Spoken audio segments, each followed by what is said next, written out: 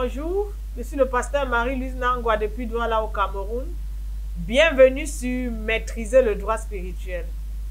Nous continuons avec la 5e partie de notre thématique, le statut spirituel et son incidence dans la jouissance des promesses de Dieu.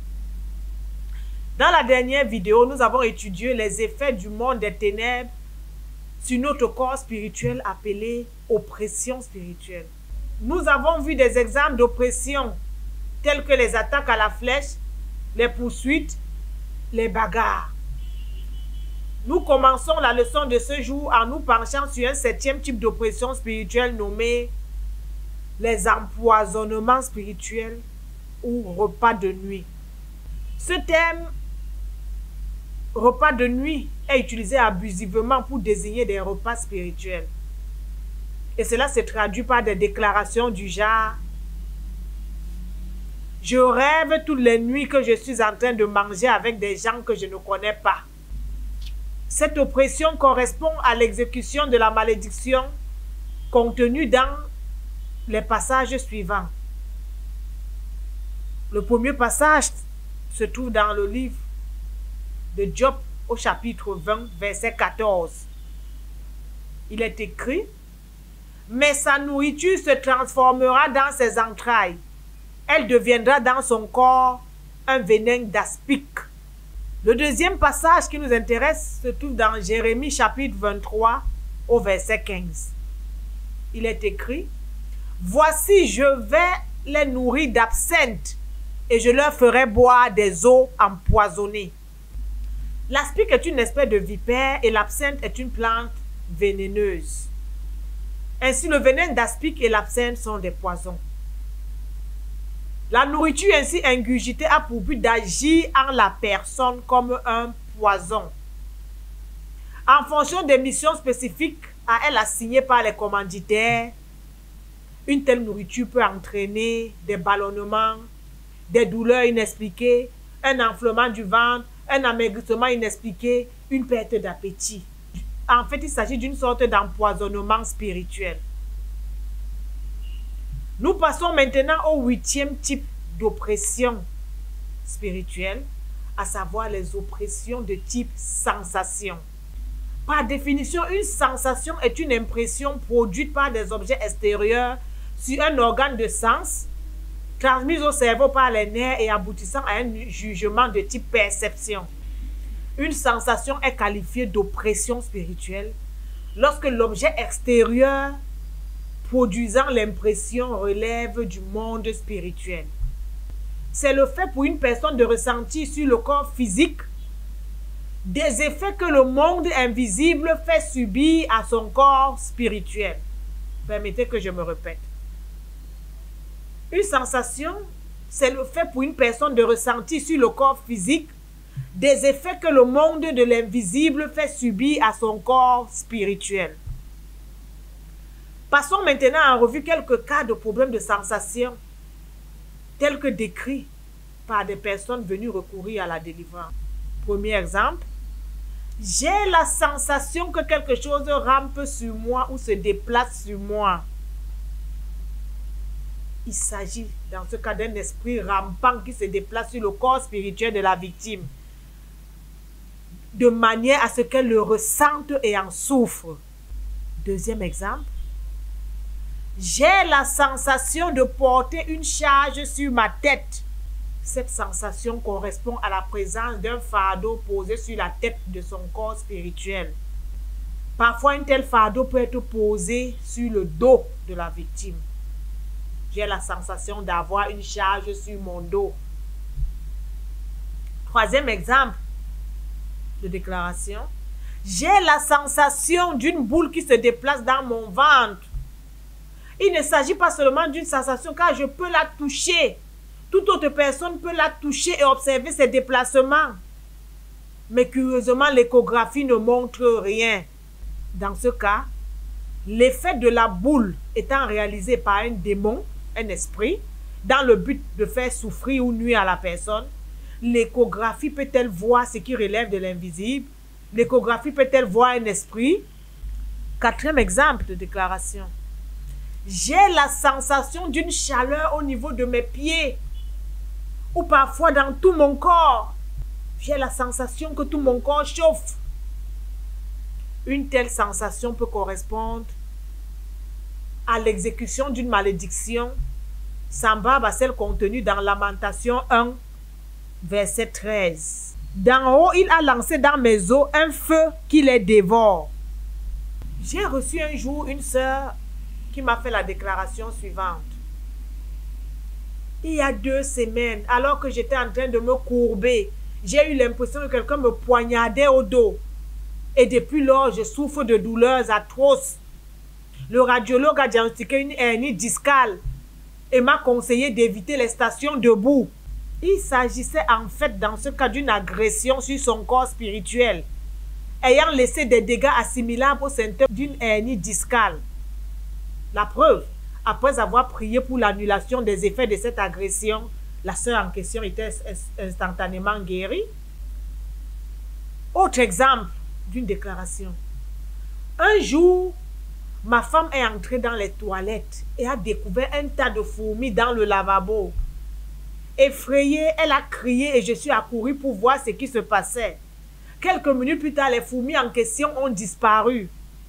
Depuis lors, j'ai la sensation des fourmillements sur tout mon corps.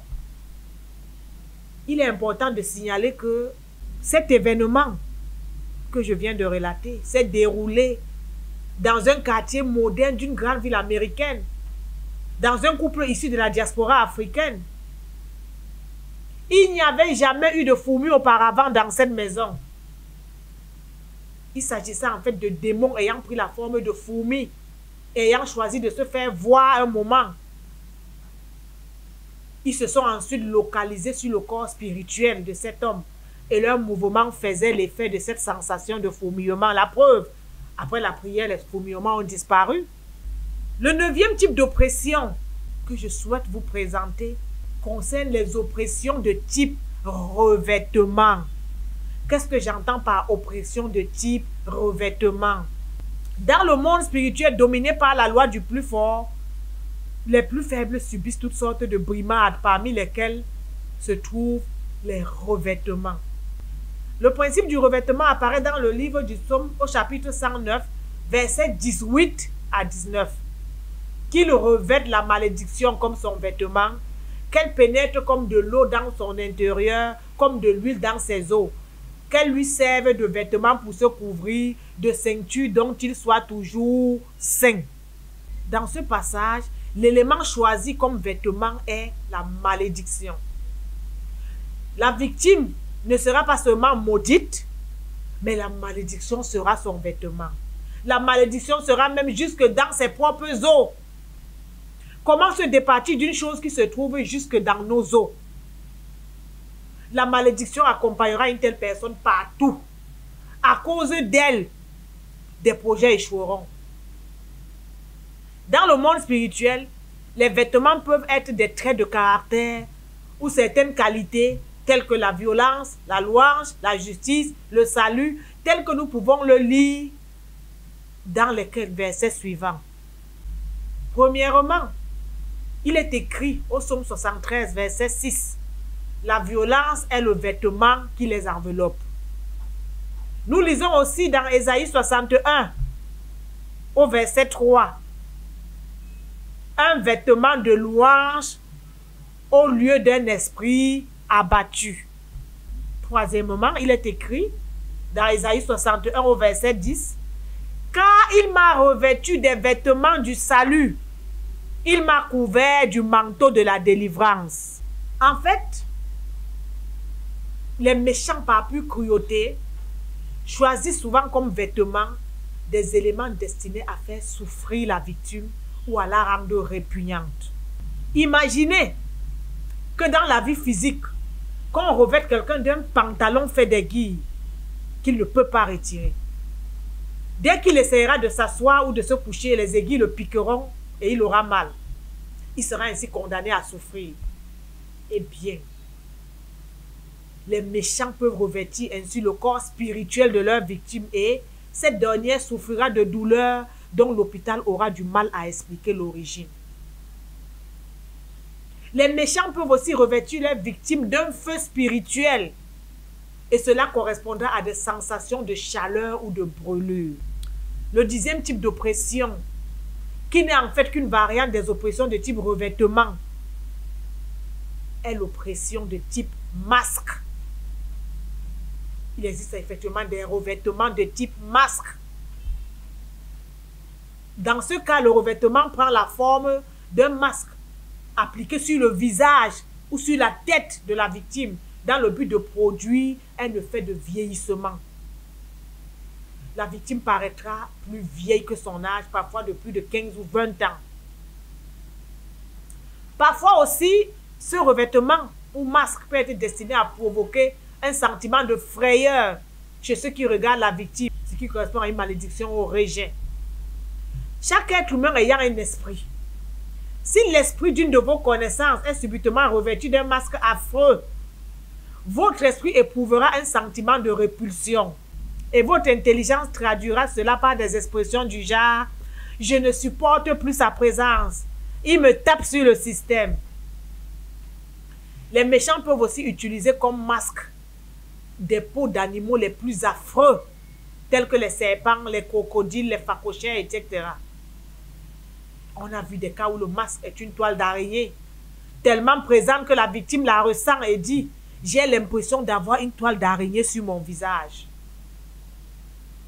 Une personne dont les méchants revêtent le corps spirituel d'une peau de serpent produira sur ceux qui l'entourent le même effet qu'un serpent. Autrement dit, les peureux le fuiront et les plus courageux chercheront un bâton pour l'écraser. N'hésitez pas à vous abonner à la chaîne Came of God Channel afin de recevoir toutes les prochaines vidéos. Il vous suffit d'appuyer sur le bouton rouge s'abonner en dessous de la vidéo. Nous changeons de registre pour étudier des effets du monde spirituel plus palpables, des effets du monde spirituel visibles à l'œil nu. Je veux parler des effets des décisions du monde spirituel sur le corps physique. La Bible nous enseigne que les décisions du monde des ténèbres peuvent provoquer les maladies et les infirmités. Les maladies font partie des malédictions prévues par Dieu contre ses enfants lorsque ces derniers rompent l'alliance. Selon qu'il est écrit dans Deutéronome 28 au verset 22. L'Éternel te frappera de consomption, de fièvre, d'inflammation, de chaleur brûlante, de dessèchement, de jaunisse et de gangrène, qui te poursuivront jusqu'à ce que tu périsses. Nous nous rendons compte que le verset que nous venons de lire décrit en fait une série de symptômes propres à plusieurs maladies. Par exemple, une consomption est un amaigrissement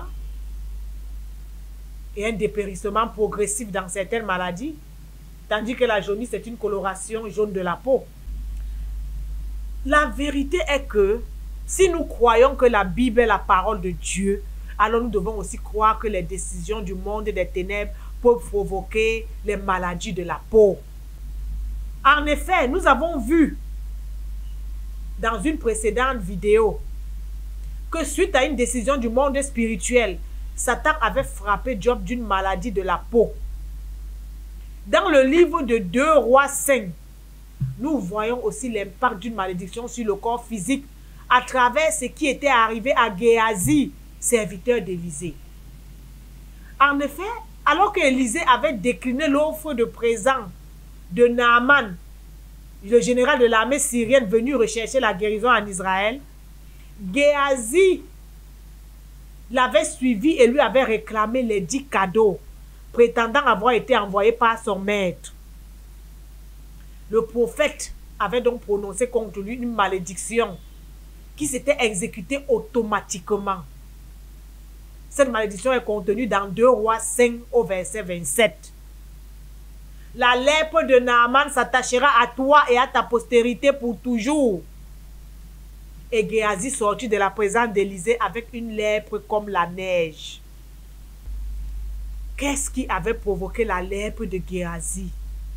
N'est-ce pas la malédiction prononcée par Élisée?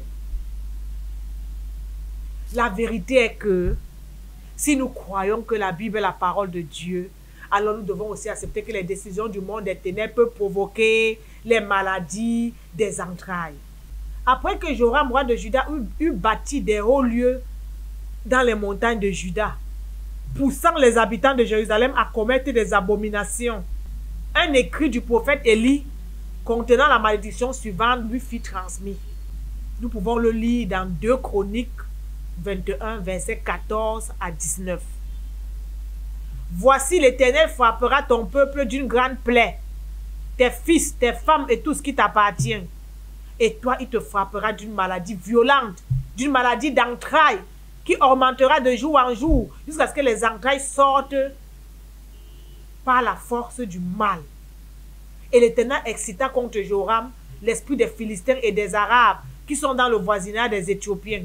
Ils montèrent contre Juda, ils firent une invasion, pillèrent toutes les richesses qui se trouvaient dans la maison du roi, et amenèrent ses fils et ses femmes, de sorte qu'il ne lui resta d'autre fils que Joachaz, le plus jeune de ses fils. Après tout cela, l'Éternel le frappa d'une maladie d'entrailles qui était sans remède.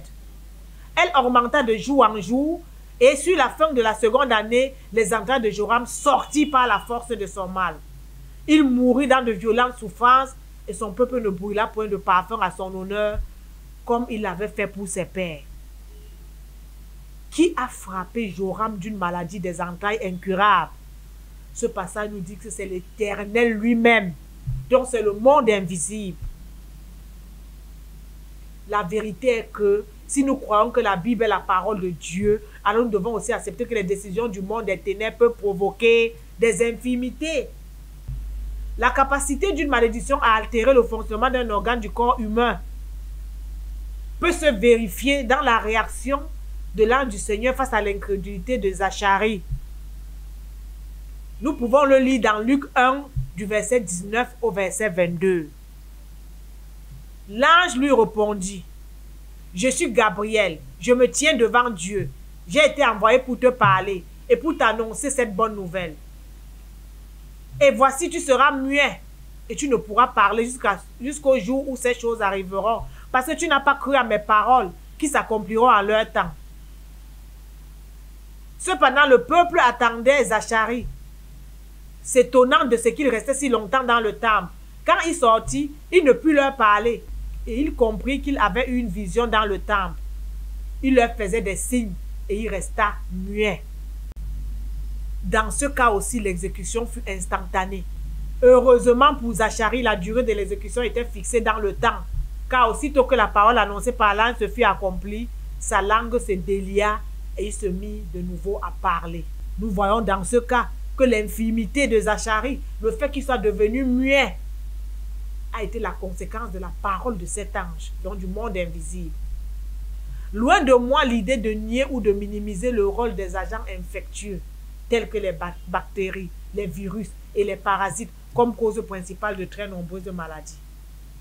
Les maladies ou infirmités provoquées par une malédiction correspondent généralement soit à des problèmes de santé dont les résultats aux examens médicaux sont négatifs, soit alors à des maladies diagnostiquées par la science moderne, mais dont les traitements existants pourtant ne donnent pas les résultats habituels escomptés. La vérité est que si nous croyons que la Bible est la parole de Dieu, alors nous devons accepter que les décisions du monde des ténèbres peuvent provoquer les troubles de comportement alimentaire. En médecine, une personne est considérée comme atteinte de boulimie lorsqu'elle affiche un comportement inhabituel caractérisé par un besoin incontrôlable d'absorber de la nourriture en grande quantité. Et si certaines boulimiques étaient plutôt victimes d'une malédiction? Certains vont penser que je raconte des histoires.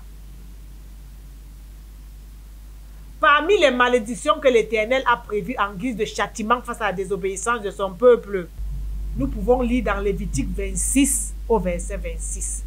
Vous mangerez et vous ne serez point rassasiés.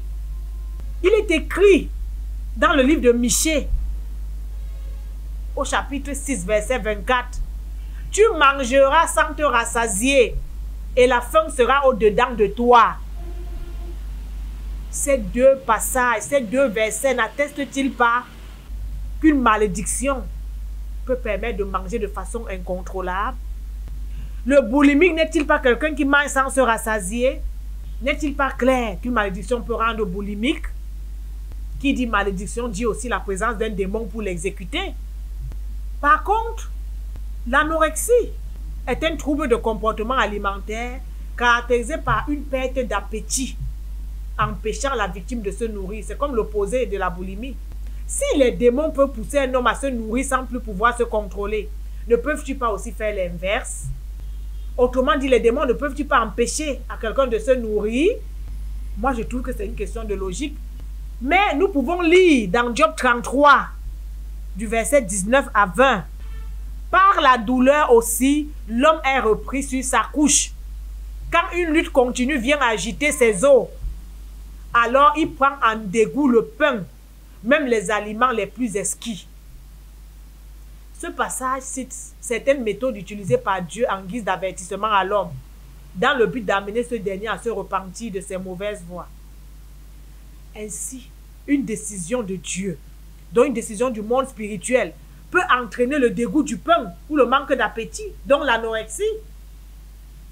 On a vu des enfants atteindre l'âge de 5 ans sans manger convenablement, ne prenant que du lait aux grandes dames de leurs parents. Généralement, avant de les amener à la délivrance, les parents leur ont fait subir des visites médicales.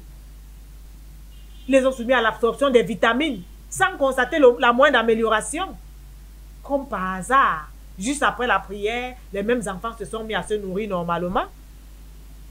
Donc l'invisible peut provoquer des troubles du comportement alimentaire. Nous allons passer maintenant à l'effet le plus grave que les décisions du monde spirituel puissent avoir sur le corps physique. L'effet irréversible nommé la mort. Certaines décisions du monde des ténèbres sont destinées à entraîner la mort. Selon qu'il est écrit que le méchant épie le juste et cherche à le faire mourir. Nous pouvons aussi lire dans le livre des psaumes, au chapitre 109, du verset 8 à 9, que ses jours soient peu nombreux, qu'un autre prenne sa charge, que ses enfants deviennent orphelins et sa femme veuve. Une telle décision est une condamnation à mort. Selon la modalité d'application que les méchants vont choisir, cela peut donner lieu à une mort subite ou à une mort lente. La malédiction à la mort lente correspond à celle qui est décrite dans Jérémie 16 au verset 4. Ils mourront consumés par la maladie. Dans un tel cas, la victime a le temps de voir venir la mort. Elle perd considérablement du poids et souffre parfois atrocement avant de mourir. Par contre, la malédiction à la mort subite correspond au type décrit dans l'histoire du fils de la Sunamite dans 2 Rois 4. En effet, dans ce récit, l'enfant s'est juste écrié « Ma tête, ma tête !» et est décédé quelques heures plus tard. Vous pouvez vérifier dans 2 Rois 4. La question que certains peuvent être amenés à me poser est de savoir s'il y a dans la Bible un exemple d'un cas où une malédiction a entraîné la mort d'une personne. Je peux vous citer l'exemple de la mort de Rachel, qui est tiré du livre de Genèse. Après avoir passé 20 ans en Mésopotamie, Jacob a décidé de rentrer à Canaan sur ordre de l'Éternel. Durant ce long séjour, il a travaillé pour Laban et a épousé Léa et Rachel, les 2 fils de ce dernier.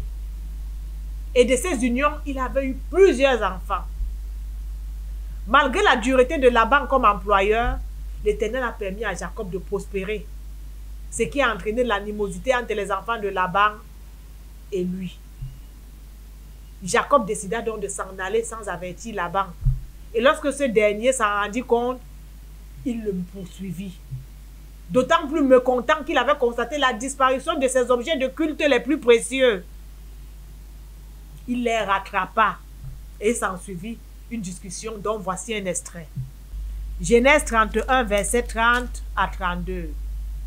Maintenant que tu es parti, parce que tu languissais après la maison de ton père, pourquoi as-tu dérobé mes dieux? Jacob répondit et dit à Laban, j'avais de la crainte que tu m'enlèverais peut-être tes filles, mais périt celui auprès duquel tu trouveras tes dieux. En présence de nos frères, examine ce qui t'appartient chez moi et prends-le. Jacob ne savait pas que Rachel les eut dérobés. Laban fouilla toutes les tentes, même celle de Rachel. Cette dernière ayant caché ses dieux sous le bas d'un chameau et s'étant assise dessus, il ne les trouvait point. Jacob lui fit ensuite une alliance avant de se séparer, prenant Dieu à témoin. Arrivée à Canaan, alors qu'elle était en train d'accoucher son second fils, Rachel mourut. Pourquoi est-elle morte si jeune, alors que depuis l'alliance avec Noé, Dieu avait fixé les limites de la vie d'un homme à 120 ans? La malédiction prononcée par Jacob a été exécutée. Jacob a en effet dit, périt celui auprès duquel tu trouveras tes dieux. L'histoire de Rachel n'est-elle pas la preuve que le monde invisible peut provoquer la mort d'une personne? La vérité est que si nous croyons que la Bible est la parole de Dieu, alors nous devons accepter que les décisions du monde des ténèbres peuvent provoquer des morts en série. Il est écrit dans le psaume chapitre 109 au verset 13 que ses descendants soient exterminés et que leur nom s'éteigne dans la génération suivante. Permettez que je me répète. Que ses descendants soient exterminés et que leur nom s'éteigne dans la génération suivante. Les méchants peuvent ainsi décider de provoquer la mort de tous les membres d'une famille selon une périodicité bien définie. L'exécuteur d'une telle décision est un esprit de mort qui a besoin d'un plan d'exécution, ce qui donne lieu à l'établissement d'une liste consultable par quiconque ayant un don de divination, notamment par des marabouts ou des exorcistes. Cette liste répond à une question que les gens se posent souvent ouvertement dans certains lieux de deuil en Afrique. À qui le tour? On a parfois vu des familles enterrer un de leurs tous les 6 mois. Et 10 ans après, tous étaient décimés. On a vu des familles perdre successivement 3 personnes en 4 mois. Dans la Bible aussi, l'histoire racontée dans Ruth, chapitre 1, du verset 1 à 5, l'histoire de Ruth nous relate. Dans la Bible aussi, Ruth 1, verset 1 à 5, nous relate l'histoire de Naomi, qui en 10 ans seulement perdit à la fois son mari et ses 2 fils. La vérité est que si nous croyons que la Bible est la parole de Dieu, alors nous devons accepter que les décisions du monde des ténèbres peuvent provoquer les morts dans la force de l'âge. Dans les pays développés, l'espérance de vie a augmenté du fait de la qualité et du niveau de vie. En effet, les gens vivent plus longtemps grâce à une meilleure hygiène de vie, un meilleur accès aux soins de santé. On s'attendrait donc à ce que dans un pays de faible espérance de vie comme le Cameroun, ceux qui ont plus de moyens puissent vivre plus longtemps. On est parfois étonné de voir des médecins, des ingénieurs, des avocats d'une même famille mourir tous dans la fleur de l'âge. Pourquoi? Alors qu'ils ont les moyens de bien se nourrir, de bien se soigner. Tout simplement parce que les méchants ont prononcé contre eux la malédiction suivante. Elle est contenue dans 1 Samuel 2, verset 33. Mais tous ceux de ta maison mourront dans la force de l'âge. Mais tous ceux de ta maison mourront dans la force de l'âge. C'est ainsi que, alors que généralement une famille comprend 3 ou 4 générations différentes au même moment, on rencontre des familles qui n'ont pas de personnes âgées. Des familles où le plus âgé n'a parfois que 60 ans. Ce ne sont pas des fables ou de la superstition. Ce sont des situations réelles vécues par certaines familles. N'hésitez pas à vous abonner à la chaîne Came of God Channel afin de recevoir toutes les prochaines vidéos. Il vous suffit d'appuyer sur le bouton rouge s'abonner en dessous de la vidéo. À la semaine prochaine s'il plaît à Dieu et que Dieu vous bénisse.